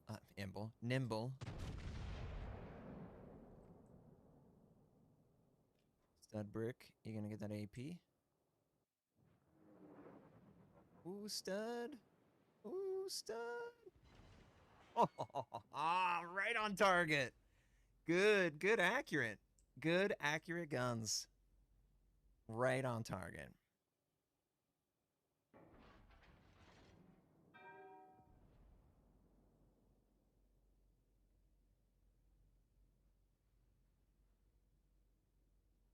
this is great. Really, really, really happy with this game, this ship so far. We're gonna try and head over to the center and maybe, you know, bump into players. I don't know. We gotta try and catch up to them because they're really, really far. Yeah, the horn sounds good too. Yeah. Yes. Mighty Wombat, this is a better dockyard ship than Marlborough, for my money. Yeah. Oh yeah, yeah, yeah. It's more unique. It has traits that I can get behind with speed and, you know, Torpedoes, overmatch. Let's go after this. Dallas. Turn in a little bit. Okay, AP's going where I aimed it. Ooh, yeah, yeah, yeah. I'll take it. I'll take it.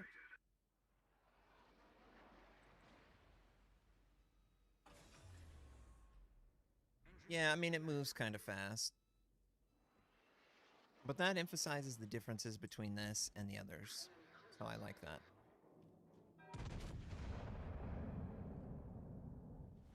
Alright.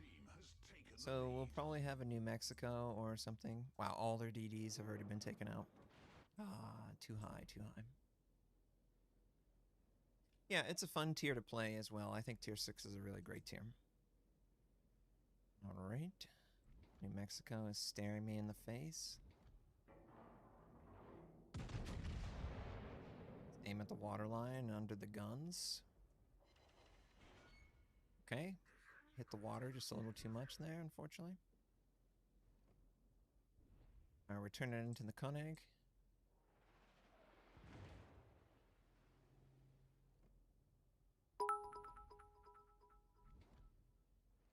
I farted at work yesterday, and my coworker opened the window. It must have been bad. We're flight attendants. Oh my god. Mighty Wombat. Jeez. Must have been bad. Alright, we're gonna kill the Dallas first. And then we'll go after New Mexico.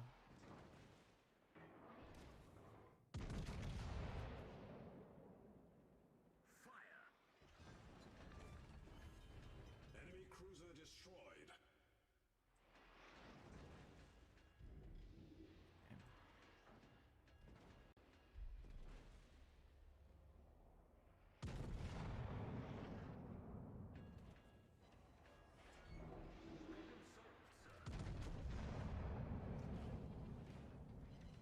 I think I'm taking on too many people.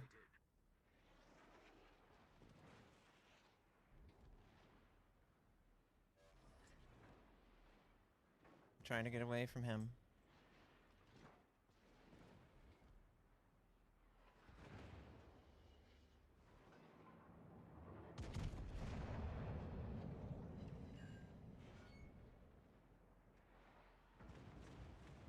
No. Too many people. But it's way better. Absolutely way better. 2 thumbs way up for Repulse. Definitely a better experience. Yeah, I'm really happy about that. It seems like a no-brainer, honestly. It's got good speed. It has overmatch. It honestly is kind of a Georgia without secondaries. So it feels right. It has good speed to get in and out. You know, you're not really afraid of DDs as much as you would be in like a slower traditional American or British battleship. The Torpedoes is really nice. You don't ever have to wait on that, so you can be, you know, action oriented in your positioning. It kind of has, you know, the AP-HE ratio that you are used to from the Queen Elizabeth and Warspite. So, you know, you fire high explosive predominantly if you are bottom tier and you don't get a broadside. If you are top tier in your matchup, you can afford to switch more to AP. So it works well in all matchups, whether it's bottom tier or high tier. So I like that. Oh, I completely agree, Scarheart. She would be completely fine without speed boost. It's kind of a bonus. So honestly, I'm really happy that that is going to be the ship that most people will actually end up getting. Hey, aka Swifty, glad you could join us.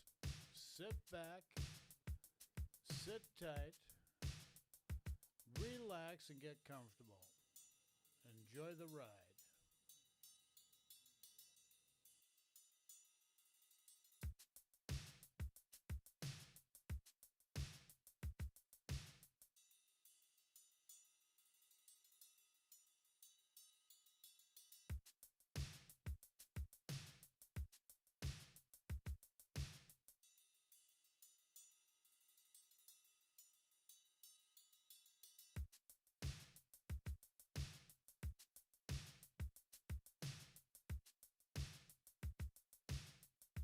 Michael J, aka Swifty, glad you could join us. Sit back, sit tight. Michael J. Okay, we're gonna look at one of my Allied cruisers, Tier 9 French cruiser Carnot, and it's a ship I do like. But I think the ballistics, there's something wrong with the ballistics. So we're going to look at Flamu, see if he notices anything about that or not. And let me know your comments in chat, okay? Thanks a lot, folks. Michael J. Helps if I hit the right button, eh? Oh, my. Oh, my. Wise guy, eh? Yuck, yuck, yuck. Do we have anything spotting him? Wait, there's no DDs. No DDs. Interesting.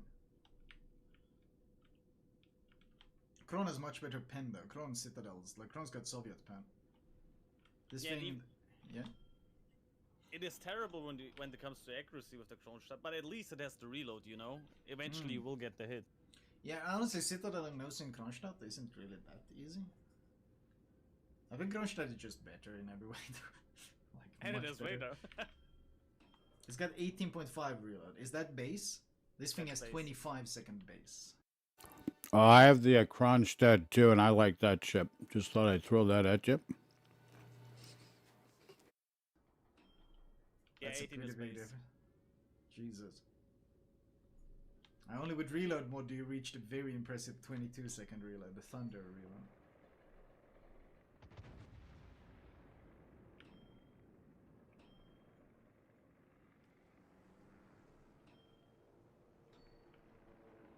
I'm gonna angle out as soon as we see something, because this thing can't do nosing at all. The entire— oh no, it's a Petro! Oh GG. no, it's a shitro. GG. We lost this flank. Concentreer vuur op het aangegeven doelwit. Jawel.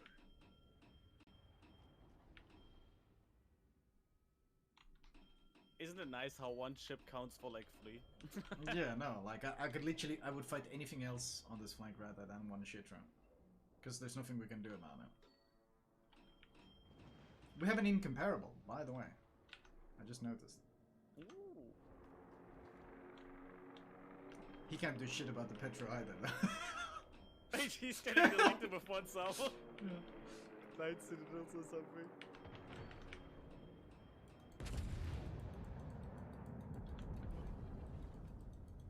Oh, it does get Shikishima gun sound though. That's pretty cool.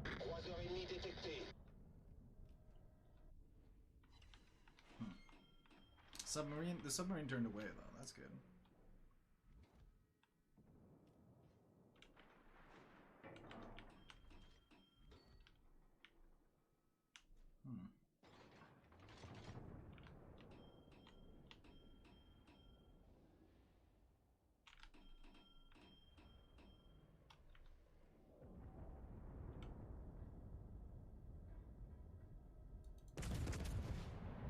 Commandanten, hier de positie van een strategisch And a bit too much lead. Oh, the I was moving real slow. Line is opening up a bit. Slowly but steady.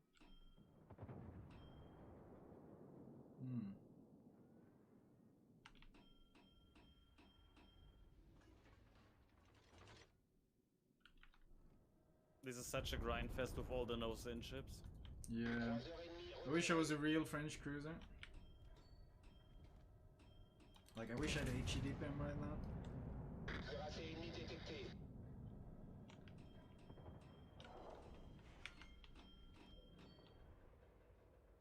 Like, AP with no improved pen angles against this many nosing ships is pretty awful.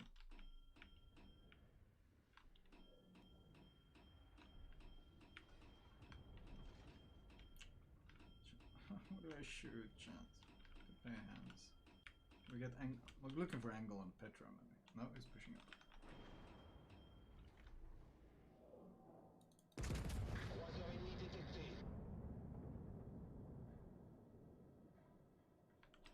What do we think, chat? Hog. Oh, Pommern is showing full broadside. Roger.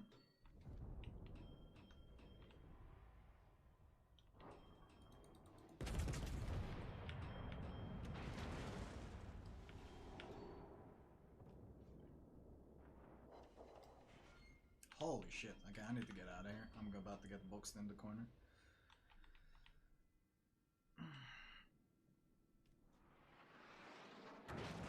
Oh, no. Alerte incendie. Problème The résolu, chef. Incomparable is a pretty good spot though to crossfire them since they're pushing towards us. Yeah.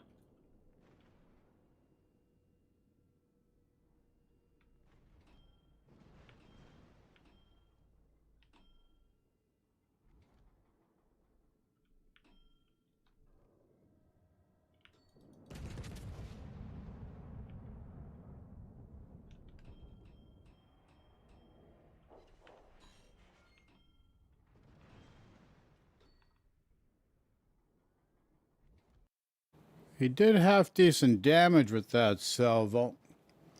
But I had a situation where I was closer against an Azuma. Maybe it was RNG. The Azuma was only slightly angled. You know, the Azuma is very fragile, and I could maybe only get 1,200, believe it or not.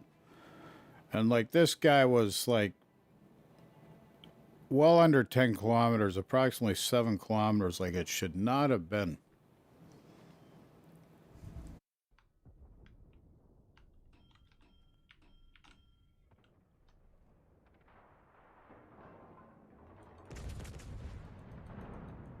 Attentie, hier de positie van het doelwit.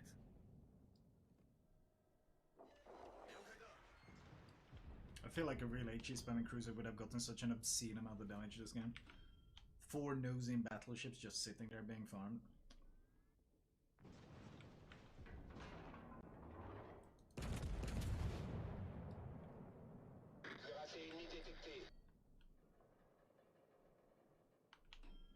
Oh, finally, one is gone.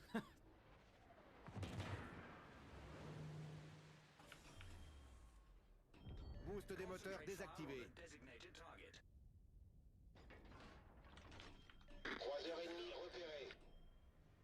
Full broadside rune, okay.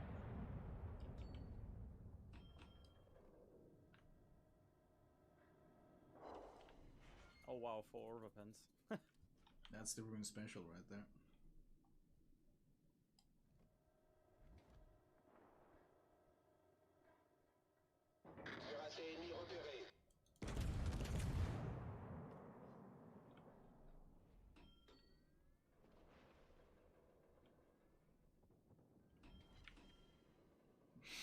What?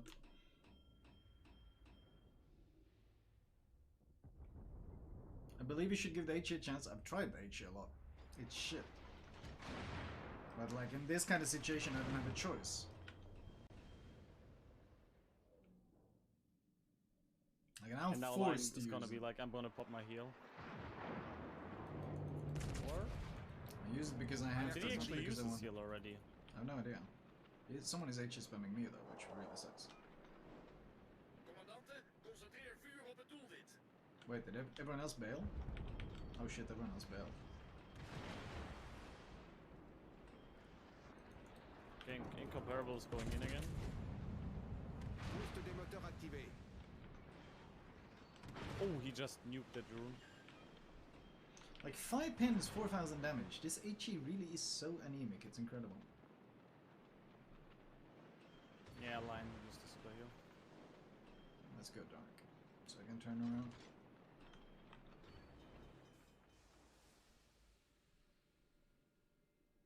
Gamer turn. Can I make Problem it before résolu, the chef. AP lands? I damaged one of the guns online. Hier de positie van het doelwit.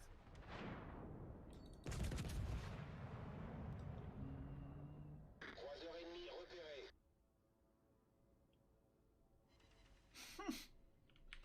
You should give I'm the a bit HE worried a about our chance. other flank.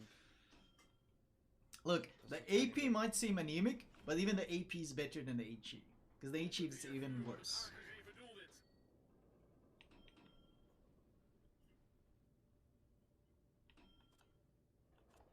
I'm just gonna load AP and push this flank hard now. Damn, actual damage on a Predator, that feels so good. Oh shit, is that legal? You just got that chip nerf, I think. Izuma Yeah. is, not Petro. I got a call, I violate the oiler. Alright. See you in the gulag. So he's saying the HE is anemic too. I found I had more success with overall damage with the HE. I got to play more games on it and see what happens. See, that was nothing. That was Bow on Iowa, though. To be expected.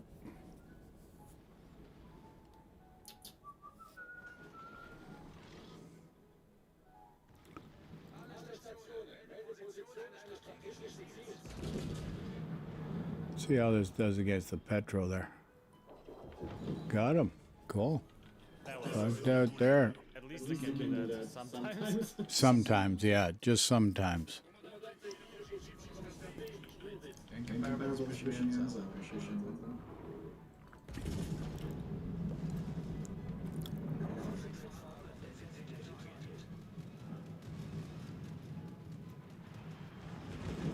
I'll prosper in PC. I guess you do the me against the Iowa. I was hoping the comparable would go the other way, so I don't get that thing as easy as possible.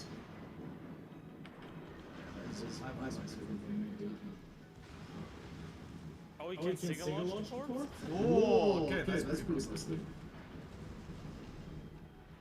I mean, you can also single launch them. Did he whiff all of them?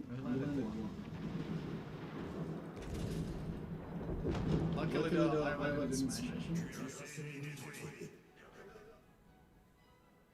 Single launching torpedoes on a battleship. I'll be Yeah. damned. Yeah, that's so insane against nose and targets.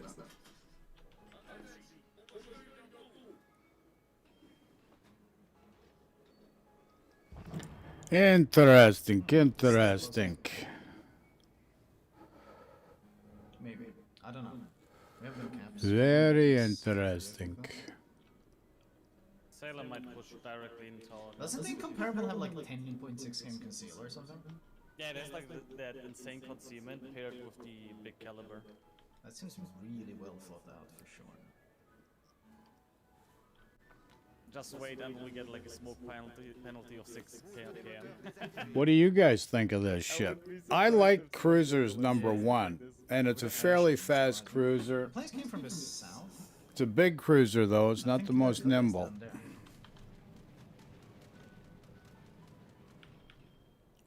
I'm about to be in range for Yoshino though, and he's pretty done low. Yep.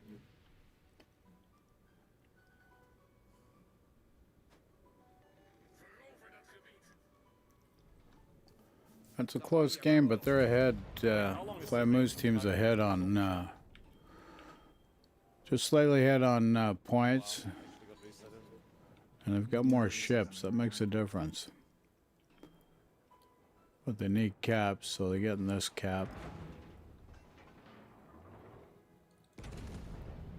Damn, they know to angle. Is that legal? Got him. 3 kills now. She's a heal now. We're gonna need it. Oh, Yoshino healed a bit.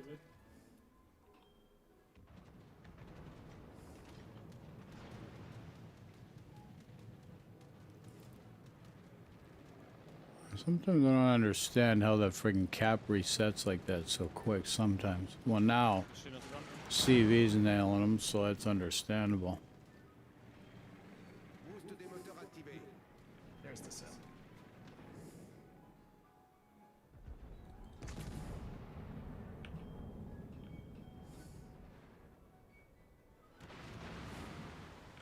God damn. Incomparable is absolutely demolishing this cruiser. The incomparable, They eh? got, like thunder this version as well. And 510s. 510 caliber. Outspots cruisers and overmatches though. That seems really fun to play against.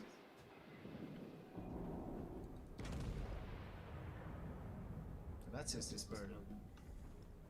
Looks like the shells are glued together. I hit pretty well, His gun but performance is over pan incomparable to ours. and torpedo production against the Charles Martel. Harlem's vulnerable.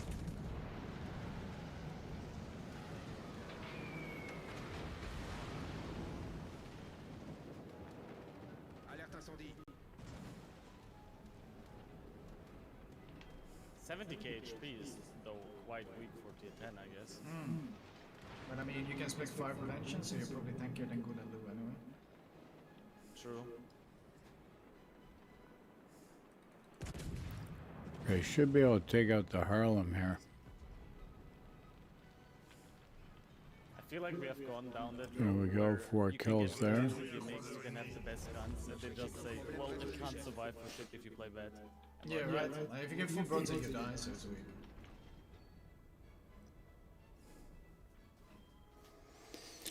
The Charles Martel, monsieur, you are next. Freaking Charles Martel's a good ship for its tier, I'll tell you. It's one of the highlights of the French line. For tier 8, it's a good ship.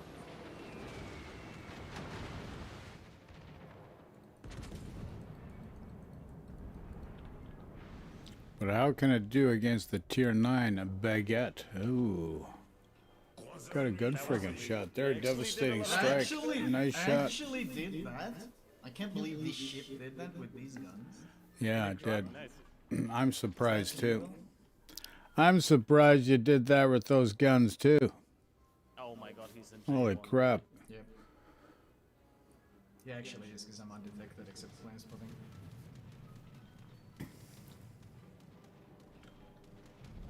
La victoire est à notre portée.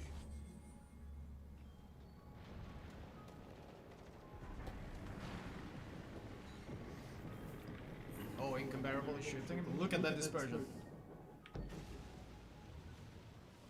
I didn't take enough lead.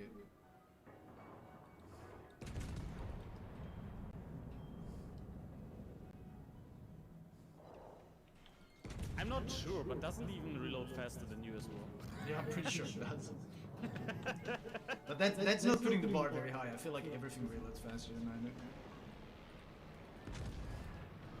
This should be it. He should be toast here. Oh. He didn't get it. Oh my. Oh my. So that was a great game. You did 147,899, so just under 150k damage. Came in number 1 overall, which is very, very good. So that Incomparable's a tier 10. I haven't seen that yet. Okay. So anyways, folks, we're going to be live tomorrow morning, 10 a.m. New York time. And any comments, just throw in the comments section. Especially about the subs, what I mentioned about the subs. What do you think about putting CVs and subs in a separate format like a co-op 2 with support of bots? I think that's a brilliant alternative till they sort it out and they can keep working at it at their own pace and build up some interest in it as well. So it just makes sense. Okay, folks, take care. See you tomorrow, 10 a.m. New York time. Now, stay safe. COVID-19 is real. You hear a lot of bullshit in the friggin' internet. Vaccines are your best defense. I'm not a doctor, and it's not for everybody, and it's not perfect. But it does Statistically, overall, to the amount of doses given out, it does quite well in the short time it took to develop it. So your best defense, vaccine, wearing a mask out in public, social distancing, and that's been the name of the game from day one. Just nobody figured it out. So take care, stay safe. Talk to you later. Ciao for now.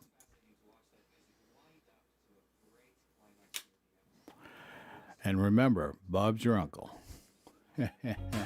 Bob's everybody's uncle.